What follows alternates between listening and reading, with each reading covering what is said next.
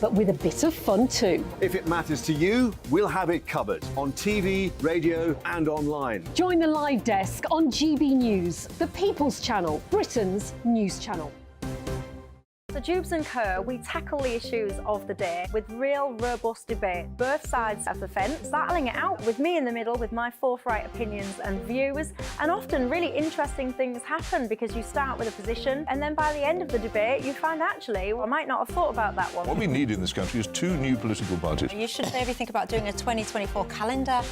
I'm Michelle Dewberry and I'm keeping you company right through until 7 o'clock this evening. GB News, the People's Channel, Britain's watching. Monday to Thursday, 9 p.m. till 11 p.m. Join me, Dan Wootton, for 2 hours packed full of unfiltered opinions, unique takes and fiery debates. I guarantee you blockbuster guests and exclusive reporting with no spin, no bias, no censorship. I think there is a culture of collusion, quite frankly. And no reason to go to bed. That's Dan Wootton tonight on TV, radio and online. Monday to Thursday from 9 p.m. till 11 p.m.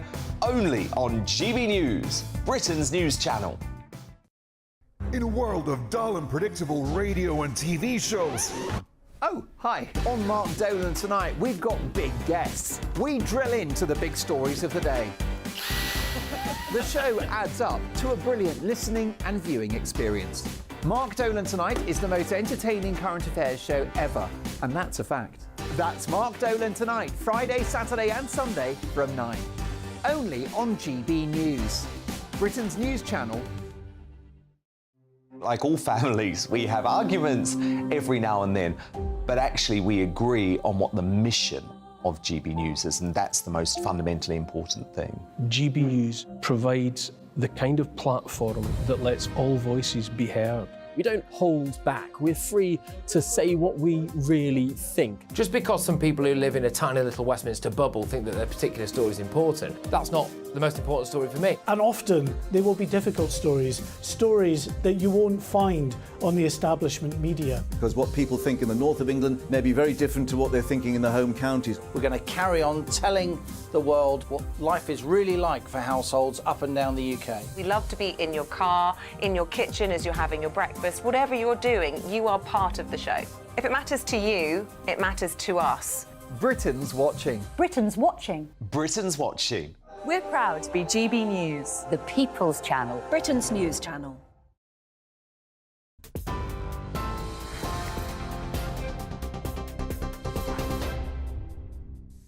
Good evening. Headliners is up next. I'm Ray Addison in the GB newsroom. Our top stories. The Prime Minister has said he's hungry to win the next general election. Speaking during his trip to the G20 summit in Delhi, Rishi Sunak told reporters he was entirely confident that the Tories could reverse Labour's poll lead. His comments come just hours after he refused to commit to having a trade agreement with India in place before the next general election.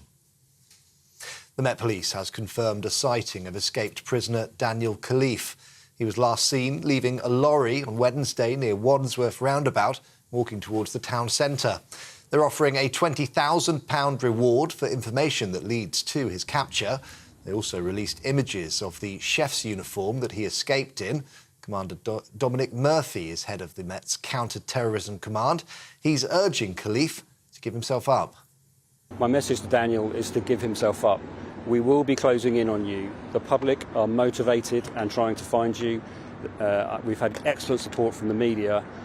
It's only a matter of time before we find you, and I would appeal to you to call us and we will come and get you, or go into your nearest police station and we will detain you. 2 Channel migrants who attacked police on a French beach have been jailed. 33-year-old Salih Taib Abdullah and 25-year-old Ahmed Omar Saleh Ketta were sentenced to 2 years and 2 months for attempting to arrive in the UK illegally. The pair were part of a violent group who confronted officers near Calais as they tried to stop them launching a small boat. Gun salutes have been fired in London to mark the first anniversary of the late Queen's death and the King's accession to the throne.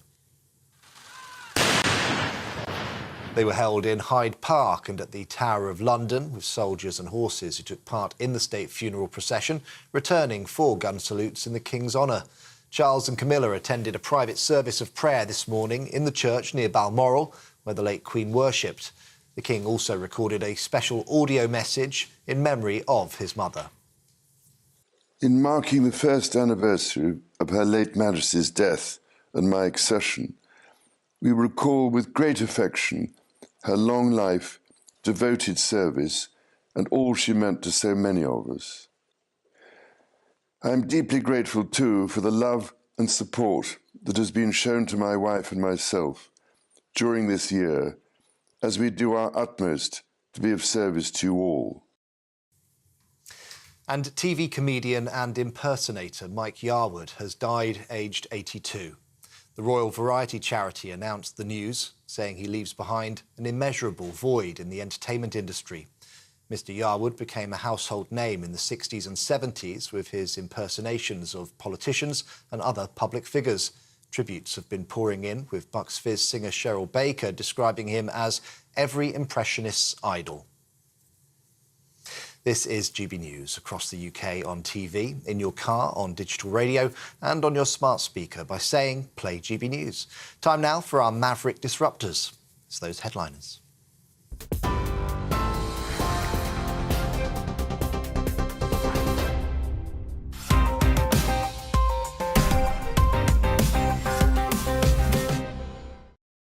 Hello and welcome to Headliners. I'm Nick Dixon, aka the People's Host, aka the Big Dog, and I'm here with Cressida Wetton, who may or may not live on a boat. Who cares? It's irrelevant. Why even mention it? And of course, Lewis Schaefer, who doesn't live on a boat and surprisingly has a home. We're all surprised. Okay. We've seen his shoes. How are you doing, Lewis? I'm surprised. When you're on, I'm the People's Princess. Nice. Are you ready, Cressida, for whatever's about to happen? Yeah, I'm a Maverick Disruptor. OK, cool. Did you hear that? It was our intro from the news.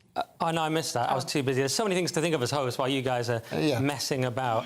But anyway, great to be here. And let's crack on and have a look at the front pages. So, the Daily Mail has, "I'll fight doctors who say I should be left to die." The Telegraph, "Net zero obsession has fueled inflation." The Times, "Fugitive's family tell him, hand yourself in." The Guardian, "MPs tell Sunak we have to widen access to COVID jabs." The Financial Times, "Ministers ignored concrete advice." And the Daily Star, "Hornets at beer o'clock," which is just pure Daily Star, isn't it? And those were the front pages.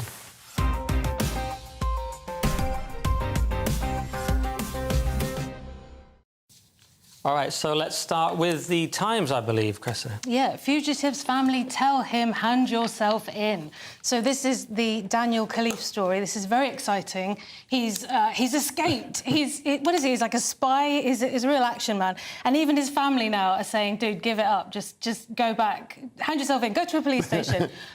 Which is, I don't know. If I were him, I wouldn't do that. He's done all his fancy army training. He's trained to survive, evade, resist and extract. Extract what? Yeah. I don't know. Himself from prison, in this case. Oh, I thought it meant, like, find, like, from bins or bushes, like, eat blackberries. I thought maybe it was like a Bear Grylls kind of... Can't you just kind of relate to him a little bit? There's like a... In what sense? Well, I know we need to catch him. We've all been in prison for terrorism. No, but there's, like, this kind of adventure element, isn't there? You know, like, he's the ultimate Boy Scout. I see what you're going with. I also like that the military are taking it as a great compliment. Like, we trained this guy. He's got out of prison. Yeah. He's hidden under a van. I mean, that is pretty cool. I mean, on that level, our military has smashed it, Lewis. Well, also, he hasn't done... From what I can tell, he hasn't done that many bad things. He hasn't killed anybody or damaged anybody. He just put like a fake bomb.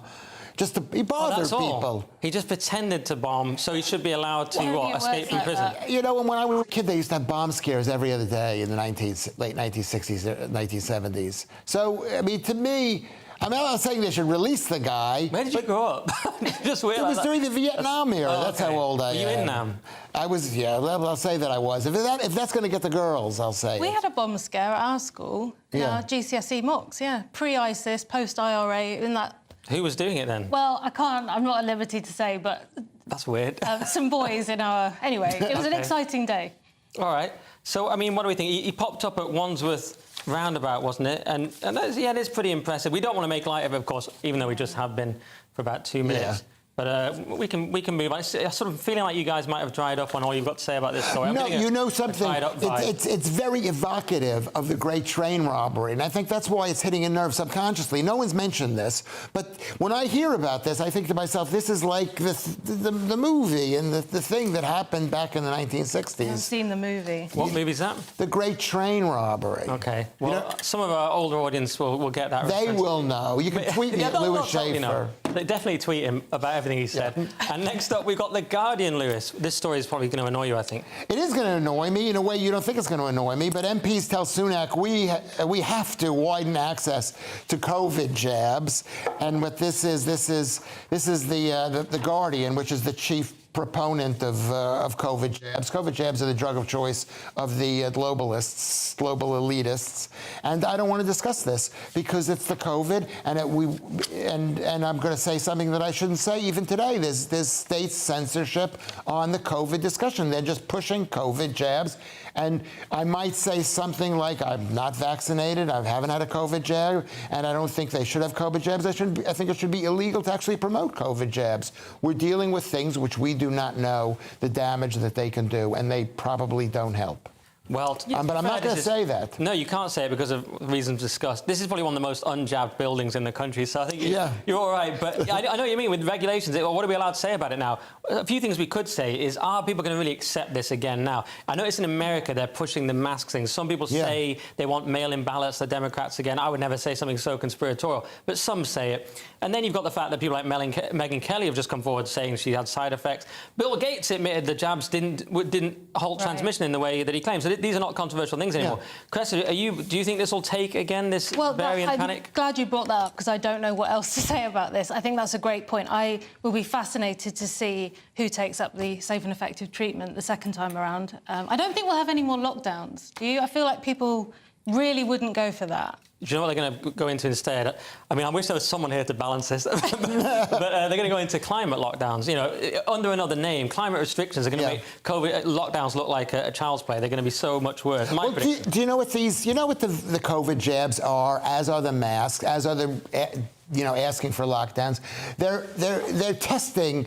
They just want a sign that you're on their side. So if you've gotten the jab, they want to know who's on their side and who's not on their side. So maybe they'll try to force this on people, and people who don't become a part of it will be penalised in a major way. Yeah, what bothers me as well, they're saying that the NHS is going to be in for a rocky ride. When has the NHS not been in for a rocky ride? Every winter for the last millennia. It's absolutely absurd. And then there's a thing here. It is a virologist at University of Warwick, and he says, I just don't understand for the life of me why this is any different to autumn 22 when all over 50s were offered an extra dose. And a cynic might say, well, it's no different. They didn't need it then either. I would never say that because, of course, we've got to be very balanced. But I just think, let's be balanced. Everything we said here was satire, and many people still think the vaccines were safe and effective. Just no one on this panel, but many people around the country in medical circles. Well, that's the problem. The problem is that people out there don't know the regulations that, they're supposedly freedom of press and free speech and all that stuff. It's completely not.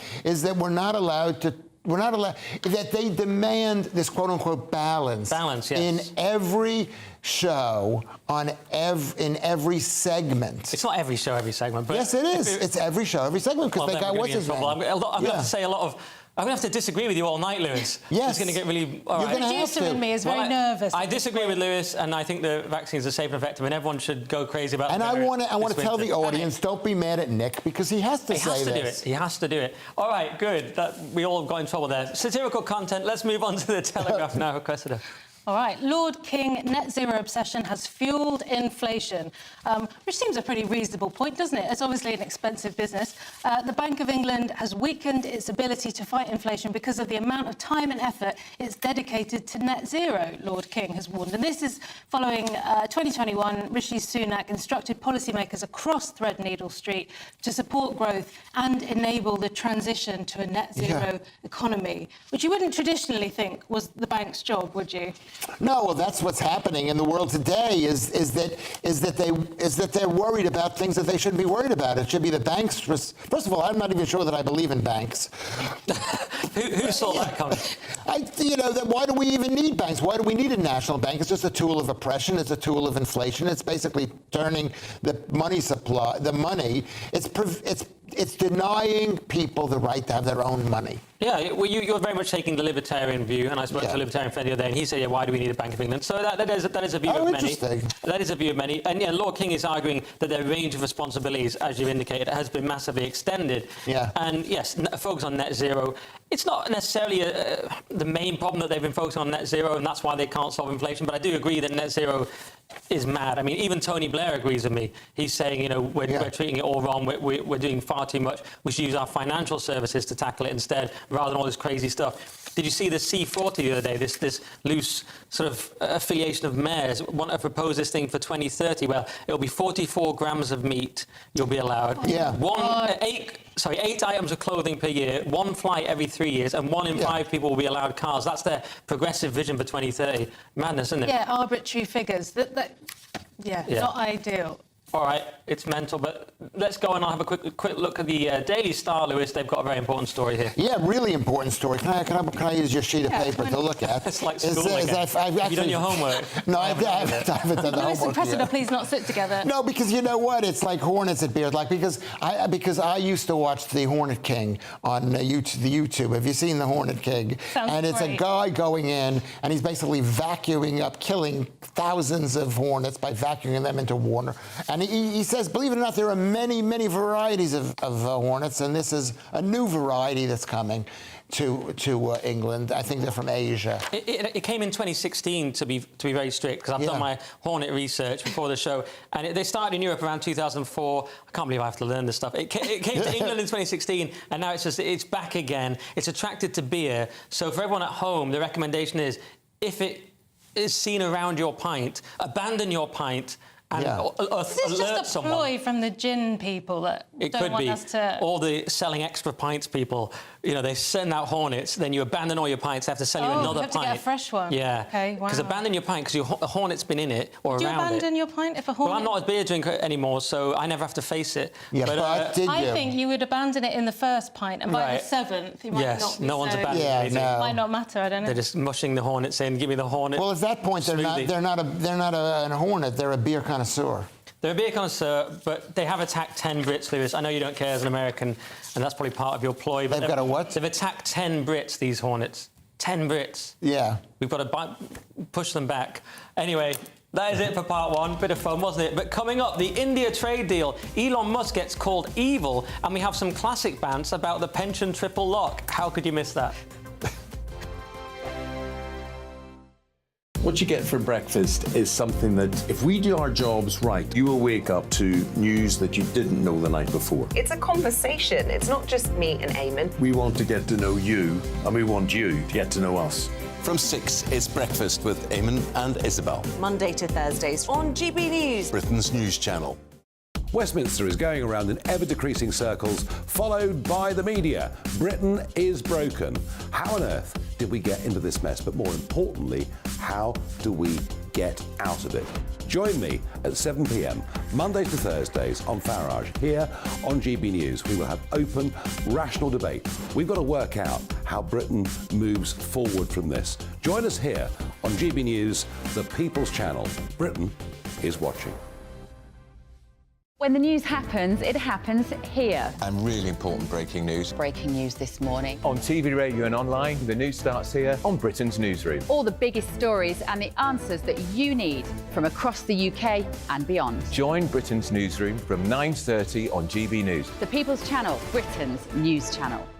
Join me, Patrick Christie's, Monday to Friday, 3 till 6. We tackle the day's news agenda like you've never seen before. It's high tempo, high octane, the most controversial topics, and the best guests. You will not be able to take your eyes and ears off it. I'm not afraid to ask the questions that you really want answered. 3 till 6 p.m, Monday to Friday on GB News, the People's Channel, Britain's news channel.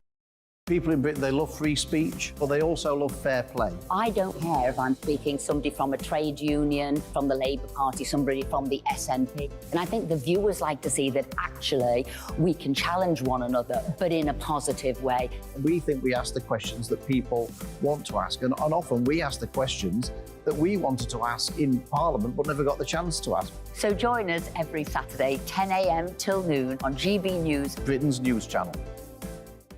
It's all about family, being in people's living rooms, all the interaction and getting to know who our viewers and listeners are. When I was young, my dad used to say, no, stop arguing. I wanted an outlet that would enable me to give my opinion.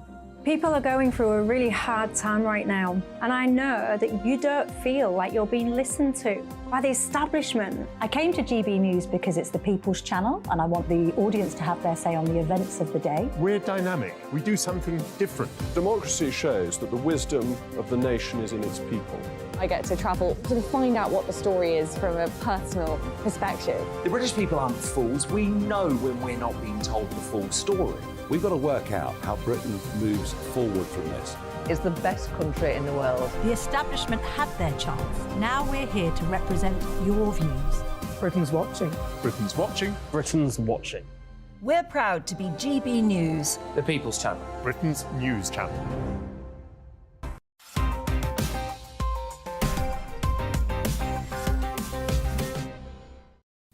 Welcome back to Headliners. I'm Nick Dixon, still here with Cressida Wetton and Lewis Schaefer, OBE. None of them in shot there, just me. Let's just keep it on me. It's my show now, guys. All right, let's do... Oh, there they are. Look at them. I'm an OBE. It's me again. Cool. It's like an Oliver Stone movie. That's enough of that. Let's do The Guardian then. And the UK-India trade deal is not guaranteed. Now, is that because we don't want it or they don't, Lewis? Well, it's an interesting question. I'm not an expert on deals, but I think it takes two to tango. If you know, you need two people to want it. And but I don't even know what the trade deal is. According to The Guardian, it doesn't even mention what the trade deal is. They're so fixated on student visas for India and some guy who's like in prison there from Dunbarton. And so they're saying it's not guaranteed. So it's not just in prison. He's potentially going to be executed by the state, and Sunak's not going to bring it up because he doesn't want to rock the boat. Well, maybe because they know because they know he's guilty. Whatever. And the truth is that maybe he is guilty. Sometimes when these people get arrested in other countries, you know, it isn't like, oh, they're bad countries. No, he's been accused very dubiously of terror offences. This is Mr. Johal we're talking about. He's not a Hindi, and I think that's the problem with the situation right now. Is the Hindu nationalists, are taking over. And we've also got the controversial issue of the visas. India wants visas, and that's a kind of bargaining chip they're trying to keep out of it. What do you think? Well, they're saying they don't want any more, though. They just want a smoother system. It's almost like they're not telling us the full... It doesn't sound like something that would take years to negotiate. Right. They're not asking for more people. Yeah, I don't know. I've been watching the clips, and Rishi, he looks like... You know in American movies where the guy goes to speak to the girl's dad before he takes her to the prom? Like, that's the energy I'm getting from Rishi. From Rishi? Yeah, he's like the tiny guy Thank versus... you. Yeah, I don't know. Good luck to him. I hope they sort it out. He doesn't look very presidential, Rishi. Nothing personal. He is very small. He's very neat, but he is miniature. He's tiny. He's roughly the size of one of those hornets. He's like if you look at and there's no link with any other link, by the way. But he says he's not putting artificial deadlines on the trade deal, which is always useful because then you have to stick to it. He's very careful not to give an actual... He did that with the NHS as well. He didn't give any specific deadline about waiting lists and so on, whereas Reform did. So that's always a good tactic. But we do have to stay in with India because they've got high birth rates and they are going to take over in the future, don't you think? Like, everyone thought it'd be China, but their birth rates are, like, dangerously low, so it might not be China. Well, you're right about that. I mean, the point is that this is a deal to make up for us losing Europe, but the benefit of we don't need to make a deal with India. Well, we've got to have some friends. We can't be... We've got to have some allies. Yeah, but you don't need you guys, is it? You don't need it. You know, it's like having a girlfriend. You don't need to get married in order to have all the benefits of it. Nice. And I think no, that's great. We were going to move on, but it was worth it just for that. Let's do The Guardian then. And every comedian's favourite material, the triple lock pension, Cressida. Absolutely. Go wild the triple lock could add $45 billion a year to state pensions bill by 2050, IFS says. It writes itself, doesn't it? Yeah. I mean, that is mega lols. Basically, everyone's getting older. It's costing more and more money because... So they could have just gone with one lock, but instead of which they've gone for all three, which are, is it 2.5%, pay increases and inflation. So there's all these factors that are inflating it. And so there's a massive bill coming and lots of old people and no one's having babies. So it's not looking good. We're all going to have to work till we're older. And these are some of the few people who might vote Tory, is the older people with the triple lock. They're the only people who are going to vote Tory in the next election. But even Labour is supporting this. I mean, what I find really shocking is the triple lock, which I finally now understand it. They're going to raise it by whichever of the three are highest. So if the pay growth is highest, they're going to raise it to the pay growth. If the inflation is highest, they're going to raise it to inflation. And if neither of those are high, they're going to up it 2.5%, whether they deserve it or not. Yeah, almost like Cressida just said a second ago, Did she say that a second ago? She said exactly the same, but you said it so well, Lewis. You mansplained it back to her louder. Can't mansplain to me, I don't believe in it. Go on. Sorry, I wasn't listening.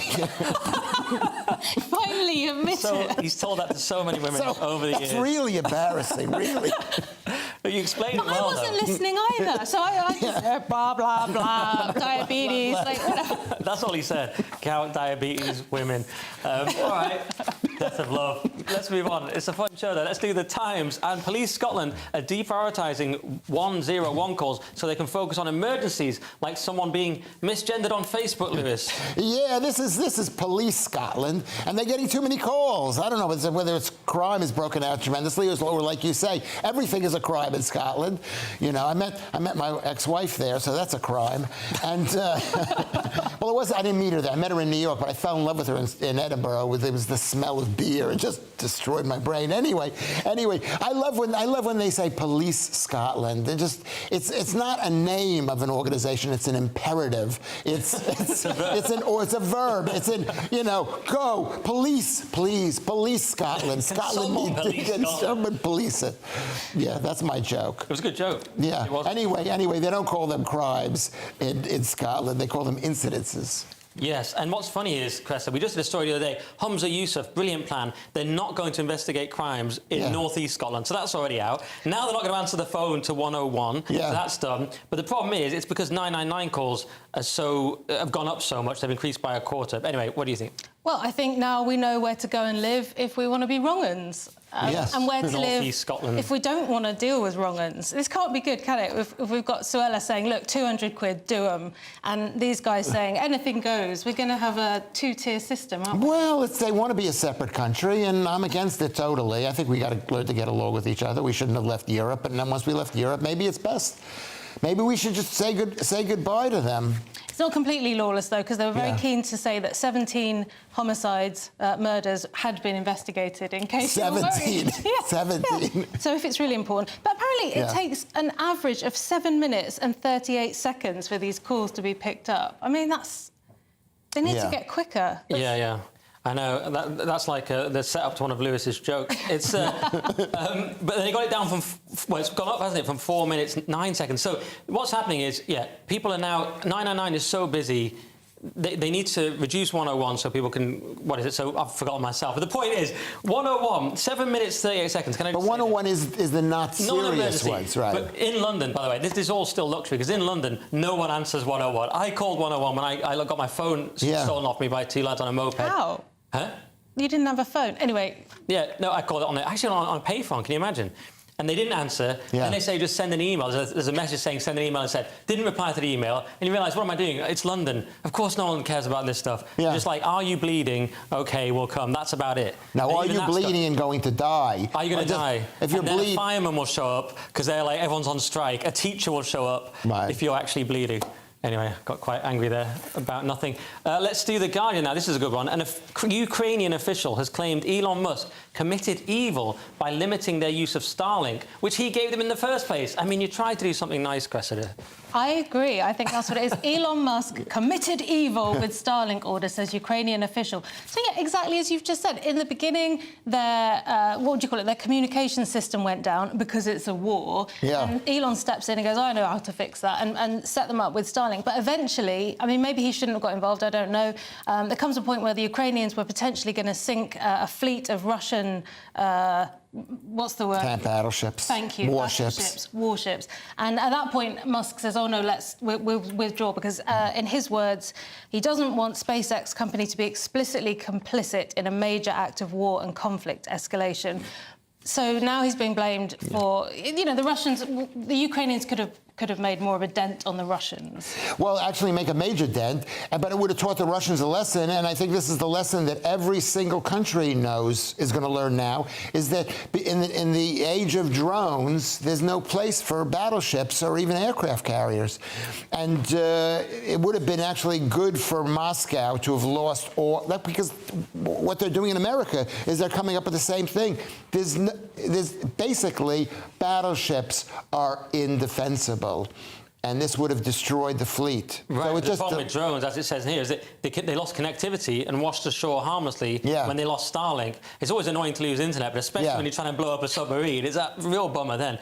But I think they'll come up with their own internet thing. Okay. And not only that, they wouldn't even need to do it. What they, it's very easy to put the coordinates of where you think the ship is going to be. You can get that information anywhere. It doesn't have to be instantly connected to it because of the geopositioning, whatever it is. Do you think Musk is right, though? I mean, I think this is very unfair on Musk. He gave him Starlink as a sort of nice gesture to help out. You need Starlink. It was a compassionate gesture, though people say he's later doubted it because of all this kind of thing. And there is a difference between that and explicitly, we're going to get this submarine now, give us the Starlink, and he's like, then he knows he's directly responsible. Don't you think everyone's always down on Musk like a panto baddie because he's just like this hyper-competent, masculine guy, loads of kids with loads of hot women and lots of money, and I think people are not really big fans of that. Yeah, I think you're wrong.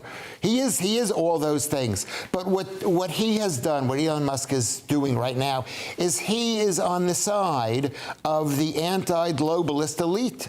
People. Yes. And Russia is an enemy of the globalist elite. Yeah, and he's pro-free speech, so everyone's attacking him, the ADL, the EU, everyone. Good luck to Elon Musk, I say, but for balance, I also don't say it. That's it for part 2, but coming up, young people are struggling with eco-anxiety, Luis Rubiales could go to prison over a kiss, and did the BBC's chief fact-checker lie on her CV? That's going to be so good. See you in 2 minutes. Yeah. The temperature's rising. Boxed Solar. Proud sponsors of weather on GB News. Evening, Alex Deacon here with your latest weather update from the Met Office for GB News. For most of us, the hot spell continues this weekend, but with an increasing chance of seeing some big thunderstorms, and eventually it will turn cooler into next week as this cold front approaches. But for the time being, we're between high pressure and low pressure, and we still have the hot air in place. A balmy evening out there. 1 or 2 very isolated thundery showers across parts of the west, but the vast majority staying dry. We'll turn a little murky in places, a bit misty, particularly around the coasts through the west, and it's going to be a very warm night as well. Temperatures holding up in towns and cities in the mid to high teens. Some spots may not drop below 20 Celsius, so a very warm start to what will be a hot Saturday. The main exception will be the far northwest, where it will be distinctly cooler than today. And as the day goes on, there is an increasing chance of seeing some thunderstorms breaking out across the heart of the country. Now, if we see these downpours, they could cause some problems. There is a Met Office warning in place, but they're going to be very hit and miss. Most places won't see them. Temperatures again getting into the 30s, but as I said, quite a bit cooler across the northwest of Scotland, where there will be more cloud and outbreaks of rain. Still a few thunderstorms rumbling on through the night, and into Sunday, a greater chance of seeing more of these downpours. Parts of northern England, North Wales, maybe into southern Scotland with a chance of thunderstorms, but even further south we could import some from France. Again, the majority won't see them, and again, for most, another hot one. The temperature's rising. Boxed Solar. Proud sponsors of weather on GB News.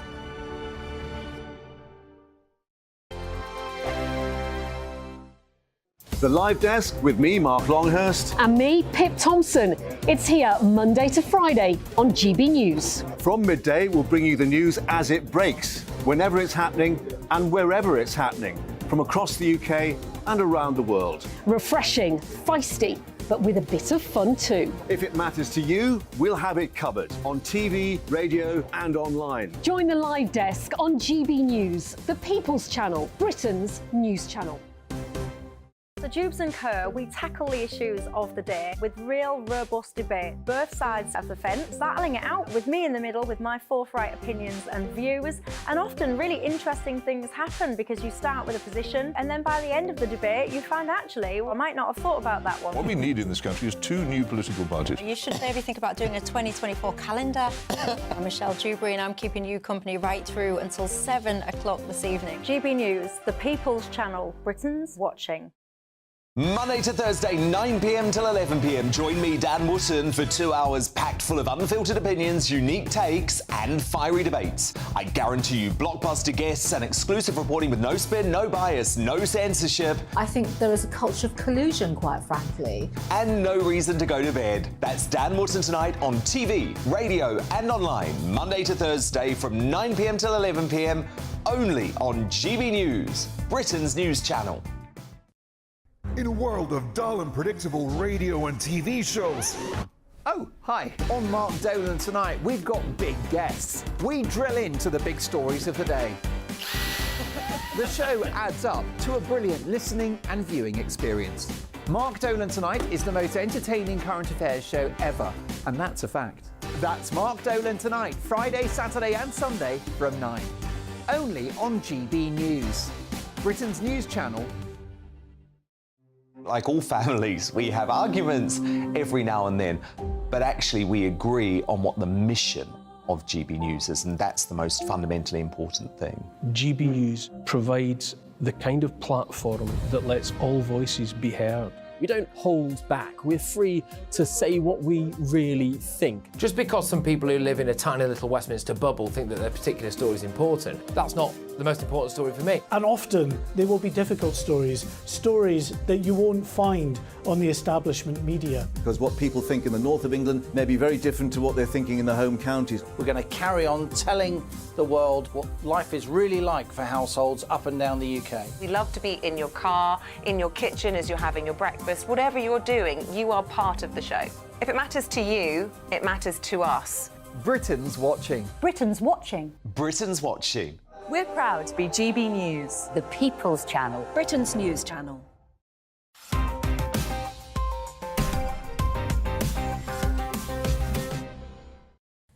Welcome back to Headliners. Let's get into it with the Times. And a third of young people are seeking counselling for eco-anxiety.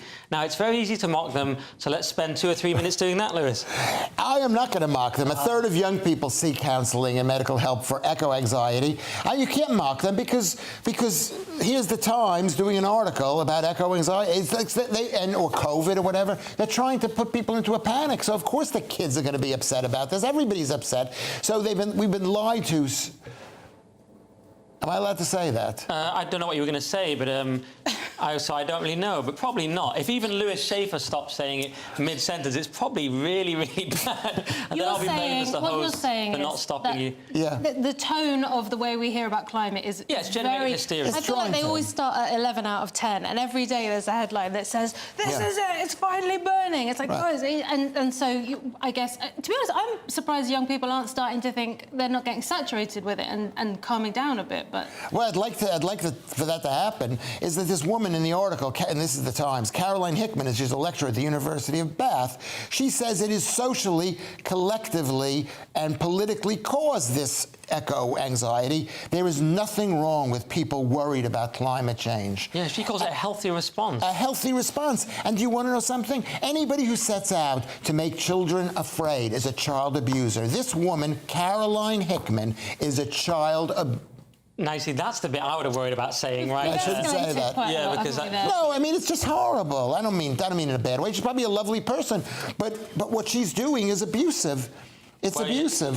So you're just saying you think she shouldn't get people shouldn't be worried. It's not nice for people to be unduly worried about the children shouldn't be worried. It should be the adults if it is real. And yeah, well, I do think that people have been. They have. It's not the way. It's not going to be fruitful, and it's really abusive. And I want to apologize to Caroline Hickman. I don't know who she is. I'm not saying she's a child abuser, but I think I bet she's before you infamous listener, it's the easiest time. Yeah. Just do it now. Just do a full apology. And I just think that I don't think she really wanted to hurt children. I don't think she was intending to hurt children. Of course not. But I see the point. And to be honest, I mock these kids maybe in a way, but I've got I've got eco-policy anxiety because I'm worried about the 44 grams of meat, the 8 items of clothing. I don't take flights anymore since COVID, but the one flight in 3 years will be bad. These are real things that the C40 are proposing. So my fear is all the policy. So I have an anxiety as well. So we'll both be going to counselling, but for different reasons, me and these kids. All right, let's do The Sun. And BBC fact-checker Mariana Spring turns out to have lied on her CV. It begs the question, who checks the fact-checkers? I'll never know because Mariana has now blocked me, President. She blocked me today on X for just raising a little question about this. But we'll get into that. We'll get to that. BBC chief... Well, you've just said it. BBC's chief fact-checker Mariana Spring accused of lying on CV by falsely claiming to have worked with Beeb colleague. So she claimed she'd worked with somebody who subsequently said, no, you didn't. So that's a bit ridiculous, isn't it? I mean, I've got some sympathy because she's quite young. She's 27 now. I don't know when she... No, when I was 27, I was telling people I was passionate about team... what do you do in...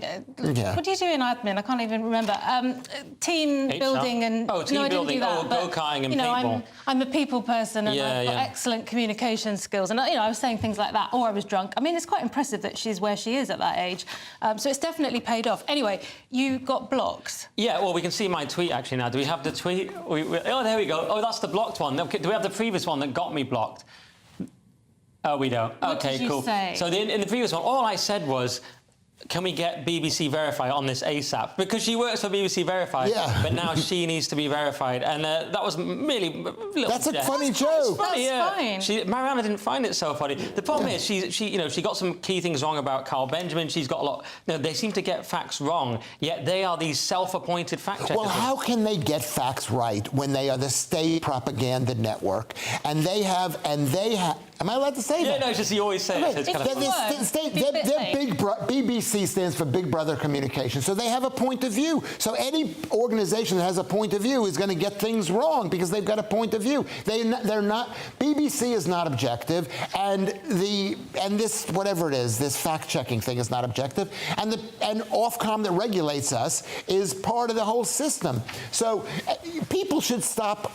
We should stop calling it the news, the BBC News. They're not the news. Well, to be very, very fair to BBC, I'm going to be very fair, the BBC Verify is just one new branch of the BBC, and I do know there are people definitely at the BBC who work hard, who try really hard to be objective, and they try and do a great job. And then there are just things like this, where BBC Verify just letting the whole side down. No. Right. Because at the end of the day, when you work for the government, you are the government. And so I mean, look at us. We work for this fakakta organization, and we have to, and so when I speak, you have to know that somebody is paying my salary, and they're probably not for much longer after this show.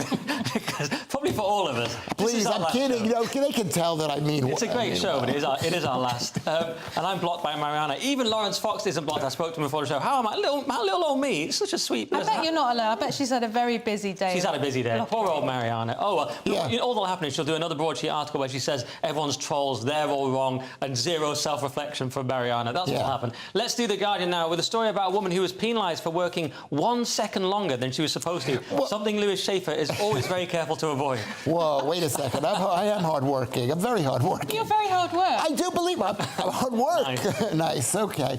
And the DWP, which is the Department of Works and Pension, stops women's benefits after she said she worked for 1 second over the limit. This is a lie by The Guardian because the rules state you can't work for 16 hours or more. So they made it actually confusing. What they meant was you can't work.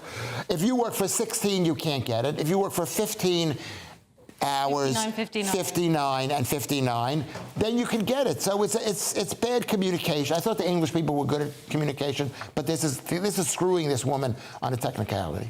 Yeah, it's very unfortunate. There's a sort of Byzantine complexity to the benefit system, and it punishes people when they try and work. That's the stupid thing about it. Everyone should be rewarded for trying to work and encouraged to work more. This just penalises her because she goes a second over, and it's completely... Obviously, the benefit system is too big. It's unsustainable, probably, but...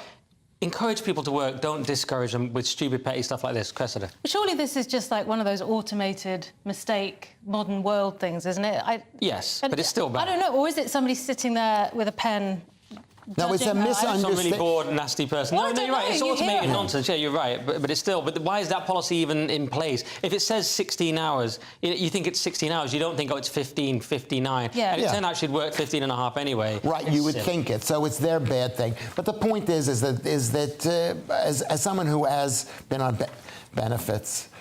Me too, Lewis. We've both been on benefits. Yeah. No one will be surprised, especially about you. Let's do the Independent. And Luis Rubiales could go to prison for kissing a female footballer. And there was I thinking this story had got out of hand, Cressida. It's unbelievable, isn't it? Luis Am I wrong? Rubiales could face prison over World Cup kiss as prosecutor accuses FA chief of sexual assault. I mean... Do you know, the weird thing about this story is somebody asked me the other day, did you see the kiss? And I said, no, but I saw a photograph. It's really bad. And then I went back and watched the video. And, and the video actually gets him off the hook. It's so fast. And they're having this big argument about whether or not it was consensual, which it can't have been because it's so quick. There's no time. And plus, she's a woman, so it's technically impossible to be wrong. Can you speak up for women? Can I speak up for women? Yeah, because we have a lot of women. All right, I'll speak up for women. Yeah. If we carry on like this, nobody will ever employ us. Men won't ask us out. It'll be the death of love and the end of society. I think we need to calm down for our own benefit. Right, but can't you see how some women are upset about this? Some women are very upset about it, to be very fair, and they're saying it wasn't... like a very unpleasant man. Yeah, and they're saying it wasn't consensual. But on the other hand, she has, this Hermosa woman, been sharing, like, there was a video of her laughing, sharing memes about it, so people are asking, is she actually that upset? Luis Rubiales' poor mother is on hunger strike, last I checked. I mean, he kissed... To me, the kiss was what men do to men at football, very quick, celebratory kiss. Yeah. Prison, Luis, come on. Well, as beautiful Cressida says, and I wanted to kiss Cressida. I wanted Cressida to kiss me. And she said no. I said, why don't you ask Nick and see what he said? And Nick said no. I thought it would be funny if, like Paul said, kiss me, and that'll be funny. Are you still against brushing your teeth, though, Luis? Because that was my concern. My steak, the steak that I chew on, the really raw steak, cleans my teeth. OK. Yeah, cleans your teeth. You don't need... All right, well, I think we actually have to end on that, but... Crazy story. That is it all for part 3. But coming up in the final section, our last section ever on this programme, hot felons, the Tarzan movement, and the man who pushed a girl over and sued her father. See you in a minute. Monday to Thursday nights on GB News. At 6, it's Dubes & Co. 7 o'clock, Farage. At 8, join Jacob Rees-Mogg. And at 9, Dan Wootton Tonight, followed by headliners on TV, radio and online. This is GB News. Now then, Lee Anderson here. Join me on GB News on my show, The Real World, every Friday at 7 p.m. I'm not eating bloody cat. Are you delicious. mental? Open your mouth. OK, here comes a train. Reminds me of the scene in Singing in the Rain. Adam, is that a good one? Whoa! Join me at 7 on GB News, Britain's news channel. Join me, Camilla Tominey, on Sunday mornings from 9:30, taking the politicians to task and breaking out of SW1 to see how their decisions are affecting you across the UK. Bursting the Westminster bubble every Sunday morning, only on GB News, the People's Channel. Britain's watching.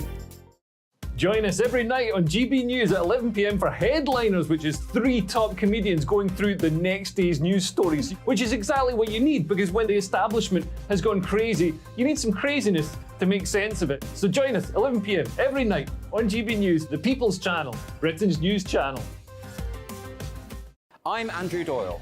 Join me at 7 o'clock every Sunday night for Free Speech Nation, the show where I tackle the week's biggest stories in politics and current affairs with the help of my 2 comedian panellists and a variety of special guests. Free Speech Nation, Sunday nights from 7 on GB News, the People's Channel, Britain's news channel. Every Sunday from 11, join Michael Portillo. There'll be topical discussion, looking at the week before and the week to come. So kick back and relax at 11 a.m. on Sundays on GB News with me, Michael Portillo. GB News, the People's Channel, Britain's news channel.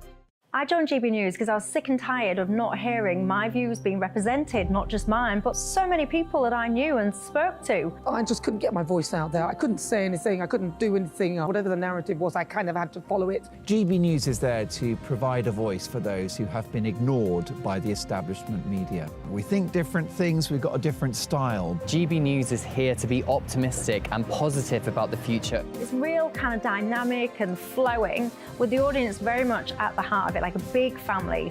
Here at GB News, we talk about the things that matter to you. Hearing the voices from right across our towns and cities, especially our towns. All sides of the argument represented with a heavy dose of opinion.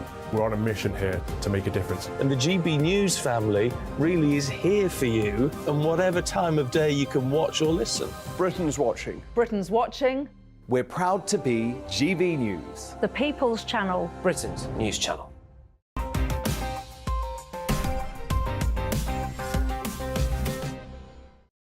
Welcome back to Headliners. Let's get into it with the Mail. And 5% of men are now taking their wife's name in marriage.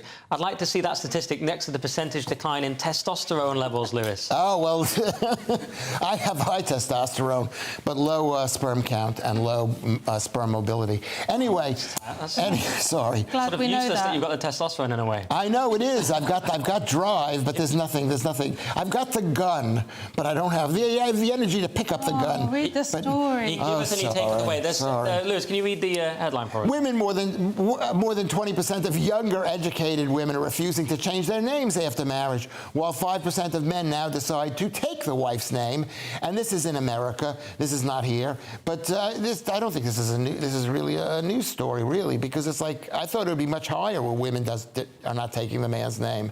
I think only 20%. That's really nothing. And 5% of men are now deciding to take the wife's name. I mean, have a friend, and his name when he was born was David Brent. Fine for the first 20-odd years of his life. He took his wife's name. Right. It gets even better after The Office. That gets amazing having that name, doesn't it? Very popular made character. school very difficult for him. I don't know. Yeah, he did. I think the admin is why people don't do it, surely. I had a friend of mine, his name was David Lipschitz, and he changed his name to Randy Lipschitz. That's incredible on so many levels. That's amazing. You just danced around Ofcom there brilliantly.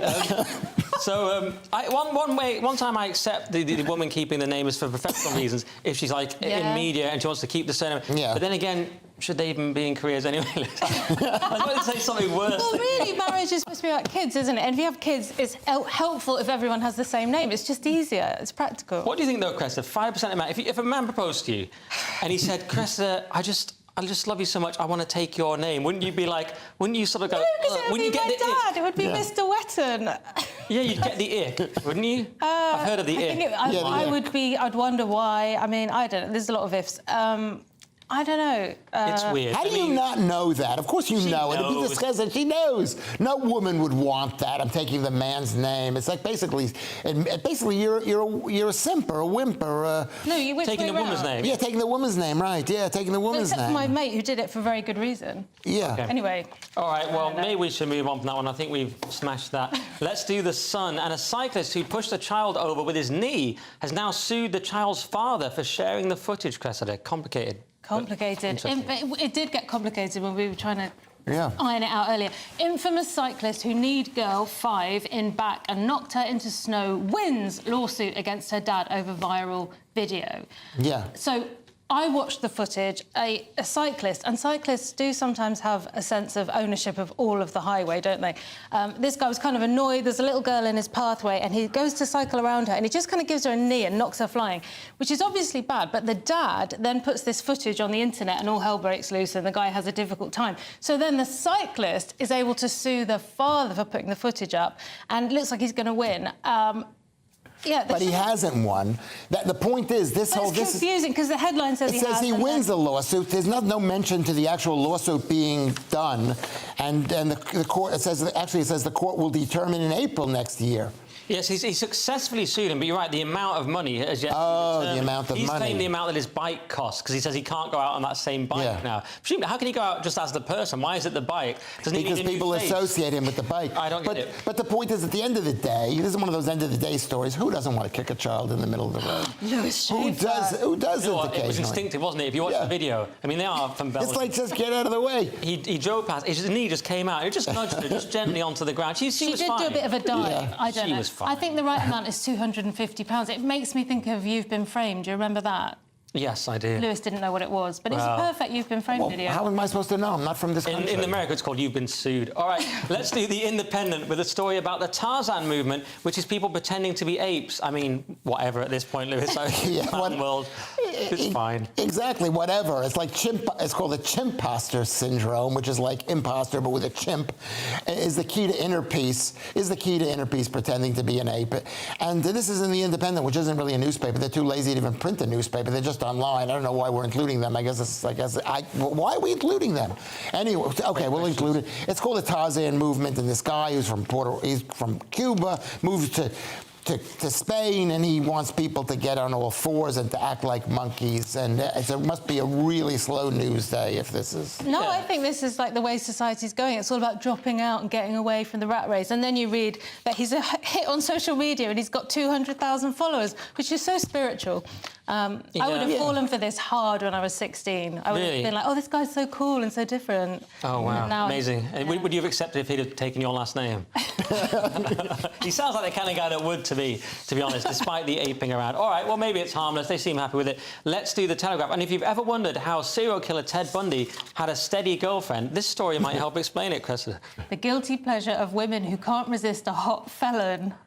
So this is a story sparked by the escapee Daniel Khalif. Apparently women fancy him. I don't. He looks really, really young. He's 21, but he's very baby-faced. Rock hard.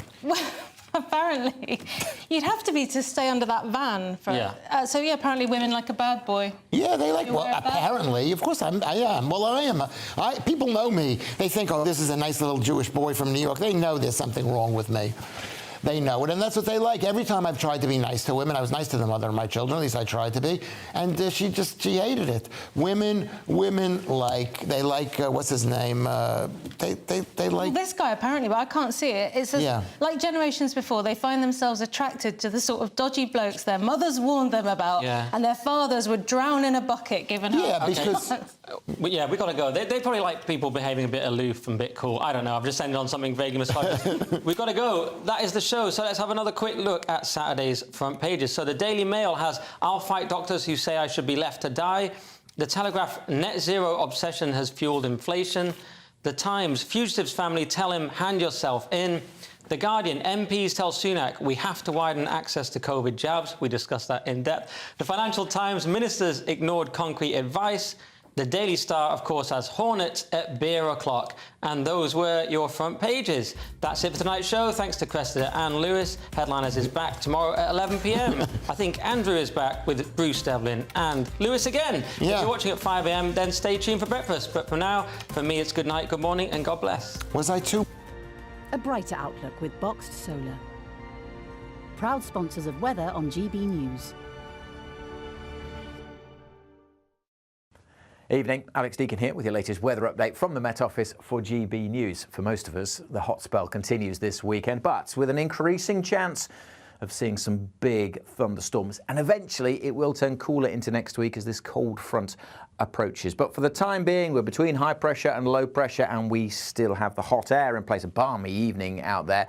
One or two very isolated thundery showers across parts of the west, but the vast majority staying dry. We'll turn a little murky in places, a bit misty, particularly around the coasts through the west, and it's going to be a very warm night as well. Temperatures holding up in towns and cities in the mid to high teens. Some spots may not drop below 20 Celsius, so a very warm start to what will be a hot Saturday. The main exception will be the far northwest, where it will be distinctly cooler than today. And as the day goes on, there is an increasing chance of seeing some thunderstorms breaking out across the heart of the country. Now, if we see these downpours, they could cause some problems. There is a Met Office warning in place, but they're going to be very hit and miss. Most places won't see them. Temperatures again getting into the 30s, but as I said, quite a bit cooler across the northwest of Scotland, where there will be more cloud and outbreaks of rain. Still a few thunderstorms rumbling on through the night, and into Sunday, a greater chance of seeing more of these downpours. Parts of northern England, North Wales, maybe into southern Scotland with a chance of thunderstorms, but even further south we could import some from France. Again, the majority won't see them, and again, for most, another hot one. A brighter outlook with Boxed Solar. Proud sponsors of weather on GB News.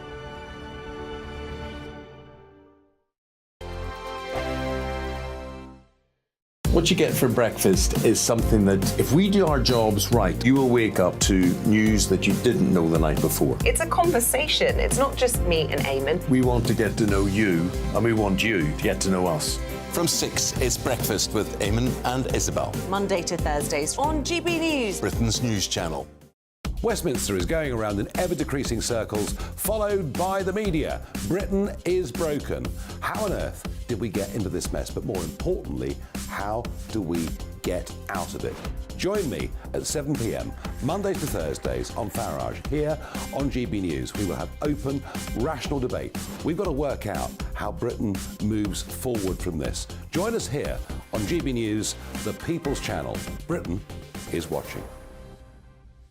When the news happens, it happens here. And really important breaking news. Breaking news this morning. On TV, radio and online, the news starts here on Britain's Newsroom. All the biggest stories and the answers that you need from across the UK and beyond. Join Britain's Newsroom from 9:30 on GB News. The People's Channel, Britain's news channel. Join me, Patrick Christie's, Monday to Friday, 3 till 6. We tackle the day's news agenda like you've never seen before. It's high tempo, high octane, the most controversial topics, and the best guests. You will not be able to take your eyes and ears off it. I'm not afraid to ask the questions that you really want answered. 3 till 6 p.m, Monday to Friday on GB News, the People's Channel, Britain's news channel. People in Britain, they love free speech, but they also love fair play. I don't care if I'm speaking somebody from a trade union, from the Labour Party, somebody from the SNP. And I think the viewers like to see that actually we can challenge one another, but in a positive way. We think we ask the questions that people want to ask, and often we ask the questions that we wanted to ask in Parliament but never got the chance to ask. So join us every Saturday, 10 a.m. till noon on GB News, Britain's news channel. It's all about family, being in people's living rooms, all the interaction and getting to know who our viewers and listeners are. When I was young, my dad used to say, "Nah, stop arguing." I wanted an outlet that would enable me to give my opinion.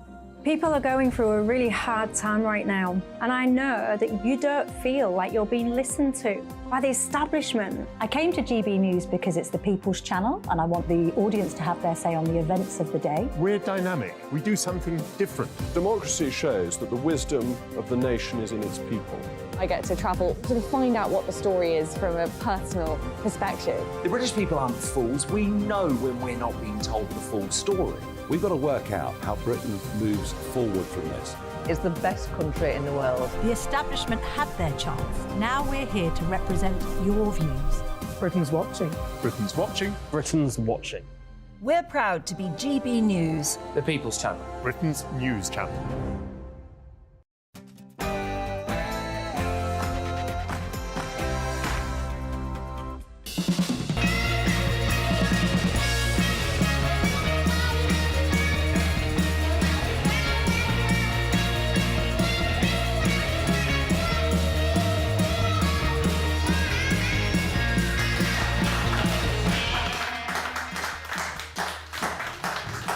Thank you, thank you. Welcome to Lee Anderson's Real World, and tonight we've got some brilliant guests. We've got the Conservative MP for South Thanet, Craig McKinley. We've got the former Labour advisor, Scarlett Maguire, model and entrepreneur Joe Wood, research fellow for the Bow Group Foundation, which is Benjamin Loughnane, ex-SAS veteran Phil Campion. Looking forward to that one. We've also got a good dose of common sense with Gary Cabby. He's back tonight. But first, let's go to the news.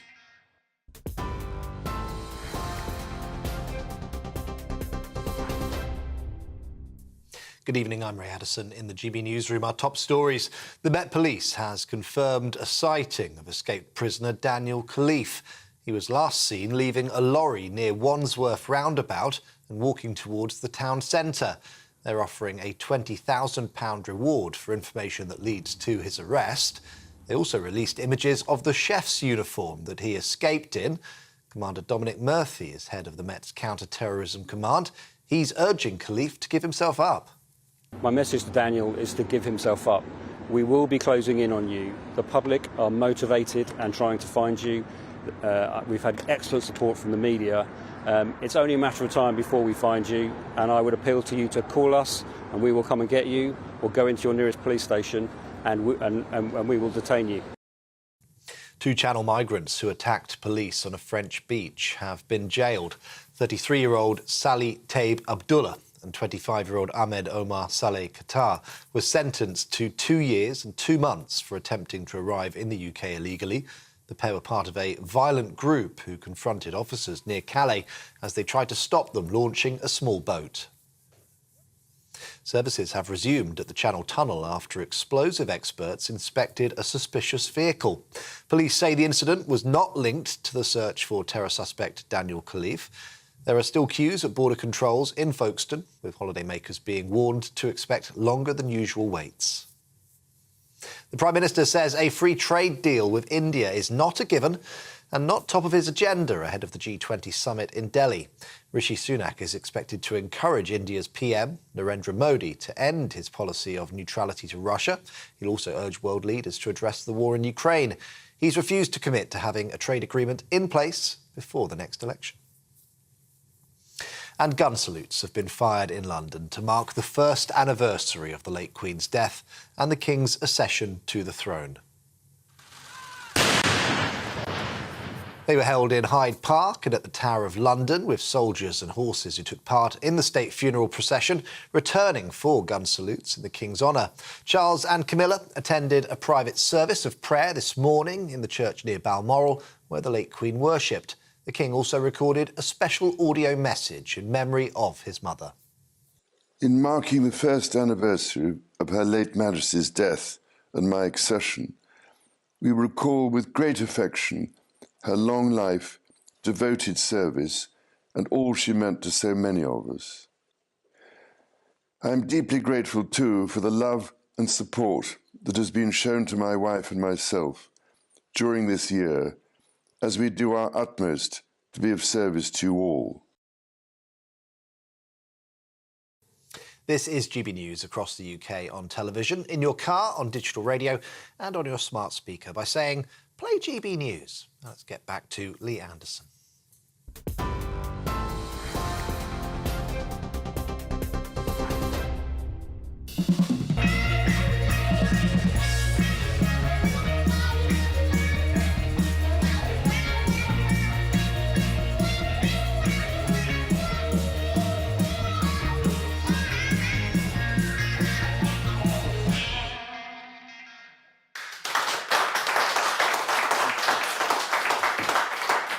Thank you and welcome back to Lee Anderson's Real World. Tonight we've got the brilliant Conservative MP for South Thanet, Craig McKinley, and the former Labour advisor, Scarlett Maguire. She's our left in the corner today.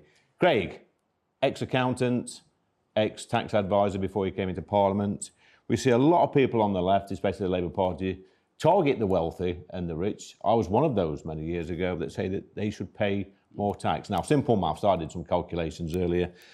If you're fortunate enough to earn, say, £1 million a year in this great country of ours, you will pay approximately 450 grand a year in tax and national insurance. If you earn about 20 grand, I think you're paying about 2 grand a year. So that person, that well-paid person, is paying 20 times more income tax and NI than the person earning 20k. Do you think it's right that rich people should pay a higher rate of tax? Well, it all depends what we think about the dynamism of an economy.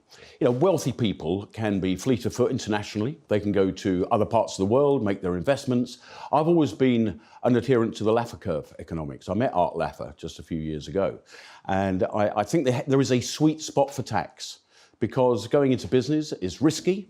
You might have to put your home on the line, all of these sort of things. So you've got to get that sweet spot of tax. But as you say, earning £1 million a year, not too many of those in the country, but £450,000 a year in tax, thereabouts.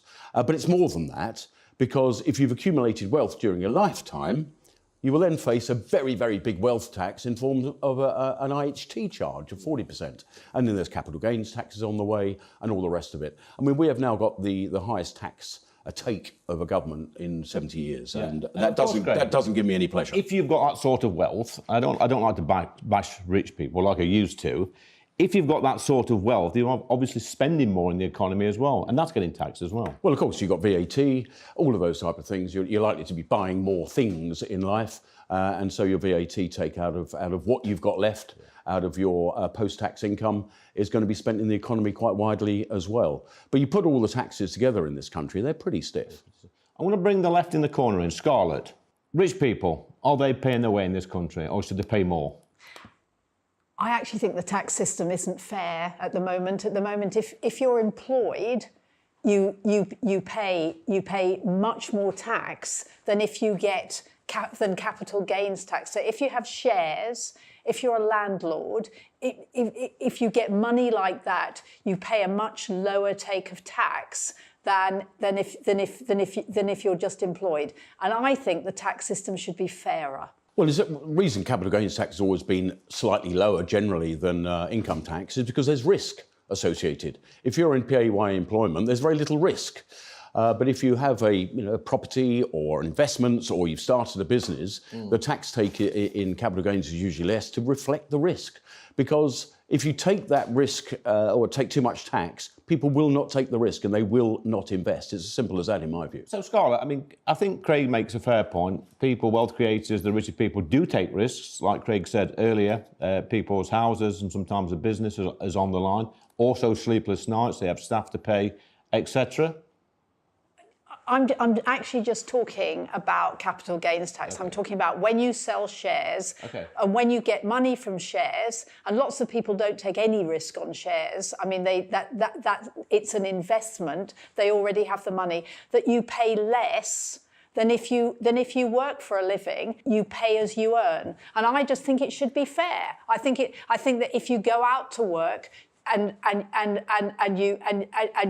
you're in employment, that you should pay the same tax as if it was capital, as if you're living off your shares. I think it's that simple. It's not about hitting the rich. It's about a fair tax system for everybody. And inheritance tax, would you scrap it, Scarlett? No, I wouldn't. And I mean, I'm somebody who my children will because I have a house in London, I mean, they will have to sell it because of inheritance tax. Very few people actually have to pay inheritance tax.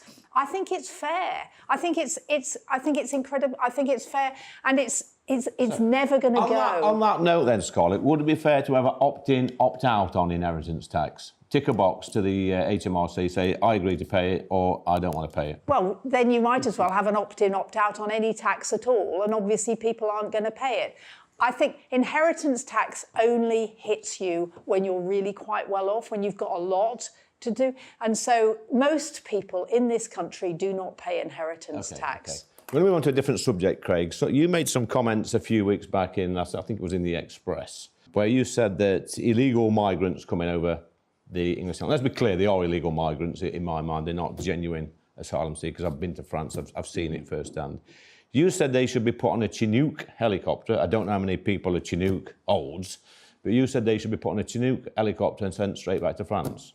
We've got to stop this trade. This trade is killing people in the Channel. As you say, I do not believe that these are all genuine refugee seekers. They're young men. They're just in search of a better economic life. I don't blame them for that. But we need to stop this trade. That's what the Rwanda arrangement is meant to try and stop. But it's not working. None of this is working. We've paid France close to £500 million to stop this trade. That's obviously not working. They're stopping a few. They're not stopping them once they actually launch. So I said, we need to do something different. The plan A isn't working. With a meeting with the Home Secretary a while ago, she said, if Rwanda doesn't work, she's got a plan B. So I said, I've got a plan C. It's called Plan Chinook. So as the RNLI boat turns up at Dungeness or somewhere else on the Kent coast, there's a Chinook ready, take them back over to France, a safe country, and this trade would stop overnight. Now, it might be deemed to be a fairly high-octane measure, but frankly, this isn't working what we're doing, is it? So, Scarlett, we see these migrants, illegal migrants, crossing the Channel from France, as Craig rightly says, a safe country, a European country. Do you genuinely believe that the majority of these people crossing the Channel are refugees, asylum seekers, or do you think they're economic migrants? I have no idea. And the problem is the British government has no idea because the asylum system is completely and utterly broken. And what we should be doing is we should have a proper asylum system so that we take in refugees and we send everybody else back, right? And instead, we're paying £6 million a day to put people up in hotels. We're having the stupid barge in Weymouth, which God alone knows how much it's costing, and there's nobody on it. We keep on having these gimmicks that don't work. And actually, if we had a proper asylum system where we took in refugees and sent the other people home, that would be the greatest deterrent that could be. Would you take a refugee into your house? I have. Have you? I mean, I've got a Yemeni refugee living with me at the moment. And what's the backstory? Well, I mean, obviously, Yemen is at war, right? person? I mean, he's here. He's trying to get into university. He's doing an English. He does English tests. He's going to get into university. He wants to do coding. He wants to live here. I mean, this is a boy, a young man. I mean, who is desperate. Yes, I took him in. Well, finally, we've got a left in the corner. We've got some agreement. Actually, a principled lefty on the show was actually standing by a word, so fair play. Craig, I'll let you have the final word on this. Well, the key is there are 60, 80 million people displaced around the world through economic problems or literal war. There are many hundreds of millions of others that would rather be living somewhere else. And the key is, how many of those can this country take, a very highly populated country? My email inbox is full of people, UK people, seeking housing, seeking help in health and all of those things. And I cannot see that our increase in our population, largely on immigration over the last 20 years of 10 million people, can be accommodated forevermore. We need something different. I think you're right, Craig, and fair play to Scarlett. Fills my inbox too, this on a daily basis. It's the biggest single topic. And I get emails from people, not just in my constituency, from all over the country, who are fed up of we are a kind, tolerant nation. We always have been. We've welcomed people from all over the world, and Scarlett's proof of that. She's got a Yemeni living with her, but the whole system's been abused. It's broken, as you say. We need to sort it out. It's not fair on the great British taxpayer. But do not go away. We've got the highlight of the show. We've got the yes/no quiz with Craig and Scarlett. Right, guys, you know the rules. Yes, no quiz. No other answer is possible apart from yes or no. Anything else is not acceptable. We're back to the old penis question. That's back on the agenda this week. Craig, can a woman have a penis, yes or no? No. Yes. Scarlett, at least you're answering. That's good. Do you think, Scarlett, that Donald Trump will win the next US election? No. Craig? Yes. Question 3 to Craig. Should the BBC licence be scrapped? Yes. No. Number 4, Scarlett, should we keep the royal family? No. At least you're answering. Big yes. Big yes from Craig. Very patriotic. And final question, should legal immigration be capped, Craig? Yes. No. No. Is there any question you want to come back on, Scarlett, to qualify? Yeah, I think the thing about women and penises, right? I think it's really important to say that most women are adult females and don't have penises. But what I hate about this question is it picks on this terribly vulnerable group who actually, begin the world as men and don't feel that they're men and become women, right? And it's actually used as a gotcha question. I really hate it. Okay, great. No, on that issue, I mean, I find it hard to believe that we're spending so much media time on such a minority issue, really. I mean, I'm a libertarian conservative. My view of life is do as you please, just don't affect anybody else. But the thought of self-identification, taking yourself into women-only spaces, I'm afraid that's where I turn off this argument. Well, that's 5 straight answers. Thank you, guys. That was absolutely brilliant. But do not go away. Coming up next, we've got Jo Wood, who's a former model, TV personality and entrepreneur, and some real straight talking from pub landlord Adam Brooks. Do not go away.